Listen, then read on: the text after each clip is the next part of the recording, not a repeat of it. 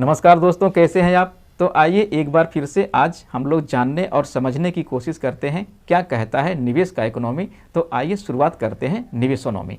निवेशोनॉमी में आज हम दो स्टॉक के बारे में डिस्कस करेंगे। पहला स्टॉक होगा मेरा LIC इंडिया और दूसरा स्टॉक होगा यस बैंक।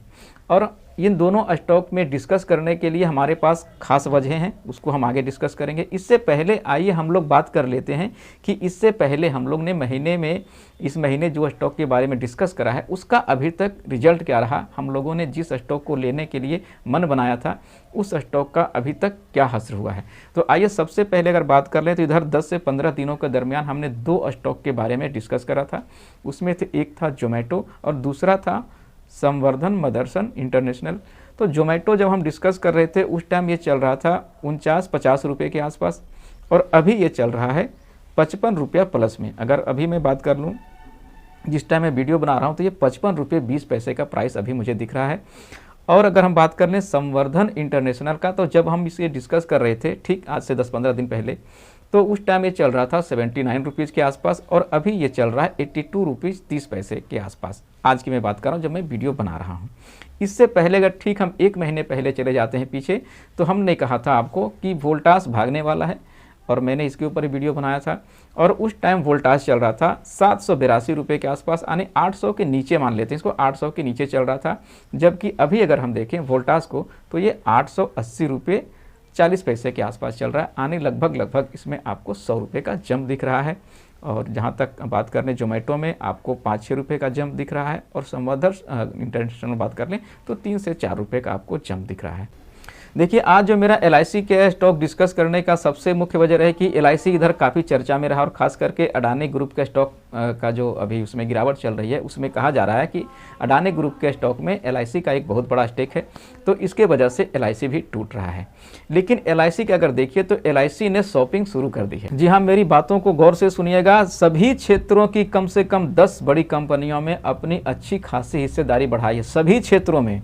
यानी उन्होंने पोर्टफोलियो को डाइवर्सिफाई करके लगाया है, किसी स्पेसिफिक एक कंपनी में खरीदारी नहीं करी है। कहते हैं कि वो कौन कौन सी कंपनियां हैं जिसमें LIC ने अपने स्टेक बढ़ाए हैं। तो पहली कंपनी है IRCTC, जो कि पहले उसमें उनका 4.44% का हिस्सेदारी था, उसमें उन्होंने 2.98% का वृद्धि करके अब हो गया है 7.42%। अगर हम वोल्टास की बात कर लें तो वोल्टास में जहां उनका पहले 8.24% निवेश था, उन्होंने बढ़ा के इसको कर दिया है 9.88%, यानी इन्होंने 1.64% का इसमें इन्होंने वृद्धि करा है इन्वेस्टमेंट का। अगर एम्फेसिस की बात कर लें तो जहां इनका एम्फेसिस में पहले 2.1% था, अब ये 3.66% हो गए हैं, यानी एम्फेसिस में भी उन्होंने 1.56% का वृद्धि करा है। और यहीं टेक महिंद्रा की बात कर लें तो टेक महिंद्रा में जहां इनका इन्वेस्टमेंट पहले 5.96% था, वो अब बढ़ के 7.44% हो गया है, यानी टेक महिंद्रा में भी उन्होंने अपने स्टेक में लगभग 1.5% की वृद्धि करी है। इसी तरह से कई और कंपनियां हैं। देखिए मैंने कई बार डिस्कशन में कहा था कि रिटेल इन्वेस्टर के लिए जो मार्केट में अपॉर्चुनिटी होती है वो बहुत मायने रखता है, टाइमिंग बहुत मायने रखता है आपका इन्वेस्टमेंट का। और बड़े फंड मैनेजर का कहना है कि टाइमिंग ऐसी चीज़ है स्टॉक मार्केट में जो कि आपके पोर्टफोलियो में 10 से 15% का एक्स्ट्रा बोनस दिला सकता है, सिर्फ अच्छे टाइमिंग की वजह से। तो क्या LIC में वो टाइमिंग आ गया है? क्या रिटेल इन्वेस्टर को LIC में इन्वेस्टमेंट बनाना चाहिए, उनके शेयर खरीदना चाहिए? तो देखिए यहाँ से जो मुझे लग रहा है, जिस तरह से अडानी ग्रुप के शेयर में गिरावट की वजह से इसमें गिरावट आई थी, तो वो गिरावट मुझे लग रहा है अब धीरे धीरे थमती नज़र आ रही है। लेकिन हाँ, खरीदारी यहाँ पे नहीं बनती। अभी अगर हम बात कर रहे हैं, डिस्कशन कर रहे हैं, तो ये चल रहा है 597 रुपये के आसपास, यानी 600 के आसपास चल रहा है स्टॉक।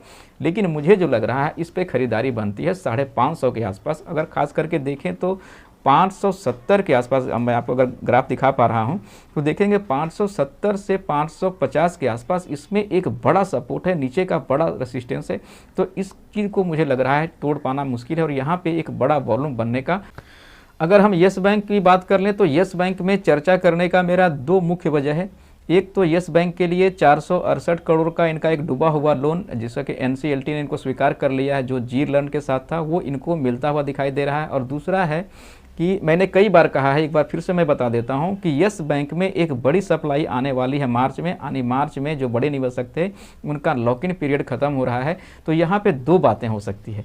अगर बड़ी सप्लाई आएगी तो मार्केट यस बैंक में एक बड़ा करेक्शन देखने को मिलेगा, तो उस पर रिटेल इन्वेस्टर को फ़ायदा उठाना चाहिए, ये आपके लिए अच्छा मौका हो सकता है। और दूसरा खास करके जो ये बातें आ रही है कि यस बैंक की अधिक जो याचिका थी उसने स्वीकार कर लिया है एनसीएलटी ने।